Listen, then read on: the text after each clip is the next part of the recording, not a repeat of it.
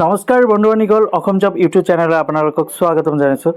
বন্ধুবান্ধীসকল, আজিৰ ভিডিঅ'টো একেবাৰে গুৰুত্বপূৰ্ণ। যিসকলে বেংকত চাকৰি কৰিব ভাবি আছিলে ইমান দিন, তো বেংকৰ এটা নতুন বিজ্ঞাপন প্ৰকাশ পাইছে।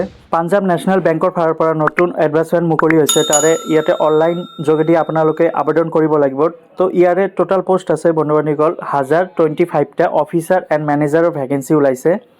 তো 1 নম্বৰ পোষ্টটো আছে officer credit in JMG scale. তো ইয়াতে 1000টা পোষ্ট মুকলি কৰি দিছে। তাৰে ভিতৰত ইয়াতে দৰমহা হ'ব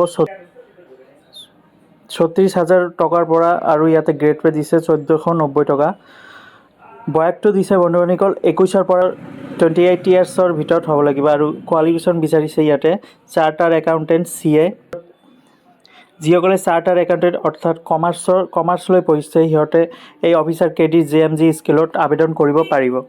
2 নম্বৰ পোষ্ট হৈছে মেনেজাৰ পোষ্ট। ইয়াতে 15টা পোষ্ট মুকলি কৰি দিছে। ইয়াতে দৰমহা উল্লেখ কৰিছে 48,000 পৰা 70,000 টকালৈকে। ইয়াতে বয়সটো দিছে 25 বছৰ বয়সৰ পৰা 35 বছৰ বয়সলৈ, আৰু ইয়াতে কোৱালিফিকেশ্যন বিচাৰিছে ফুল টাইম MBA গ্ৰেজুৱেশ্যন, লগতে ডিপ্ল'মা থাকিব লাগিব মেনেজমেণ্ট আৰু বিজনেছৰ, আৰু এক্সপিৰিয়েঞ্চ থাকিব লাগিব 2 ইয়াৰ্ছৰ এক্সপিৰিয়েঞ্চ থাকিব লাগিব অফিচাৰ ৰিলেটেড ফিল্ডৰ কাৰণে।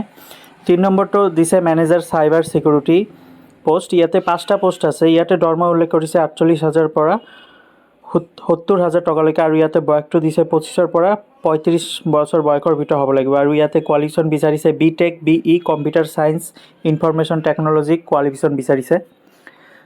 এক্সপিৰিয়েঞ্চ বিচাৰিছে মিনিমাম 2 ইয়াৰ IT ডিপ্ল'মা থাকিব লাগিব। তো 4 নম্বৰ পোষ্টটো হৈছে ছিনিয়ৰ মেনেজাৰ চাইবাৰ ছিকিউৰিটি। ইয়াতে 5টা পোষ্ট আছে, আৰু লগতে আপোনালোকৰ দৰমহাটো ইয়াতে দৰমহা উল্লেখ কৰিছে 63,840ৰ পৰা 78,230 টকালৈকে, আৰু ইয়াতে বয়সটো বিচাৰিছে 27ৰ পৰা 38 ইয়াৰ্ছ ভিতৰত, আৰু কোৱালিফিকেশ্যন বিচাৰিছে full time degree BE BTech computer science থাকিব লাগিব।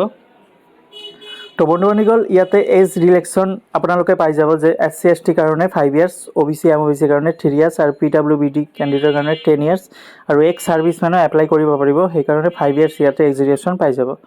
এপ্লিকেশ্যন ফিজ ইয়াতে SC ST PWD কেটাগৰীৰ কাৰণে 59 টকা অকল পে' কৰিব লাগিব, আৰু আদাৰ কেটাগৰী যিটো জেনেৰেল OBC কেণ্ডিডেট আছে সিহঁতে 1180 টকা পে' কৰিব লাগিব এই আবেদনটো কৰাৰ বাবে, যিটো পাঞ্জাৱ নেশ্যনেল বেংকৰ ফালৰ পৰা অফিচাৰ লগতে মেনেজাৰ ভেকেঞ্চি ওলাইছে।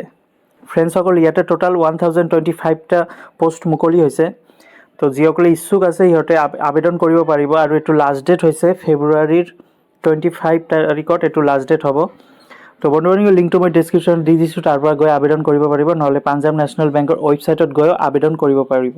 তো অল ইণ্ডিয়া বেচিক এক্সাম হ'ব। তো যিসকলে ইণ্টাৰেষ্ট আছে সিহঁতে আবেদন কৰি দিয়ক। এইটো এটা ভাল জব হয়, বেংকৰ চাকৰি হয়। তো এই সৰু ভিডিঅ'টোলৈ সমাপ্ত কৰিব লাগিব। নেক্সট আকৌ ভিডিঅ' লৈ আহিম। তো সুস্থ থাকক, ভালে থাকক। জয় হিন্দ, জয় আই অসম।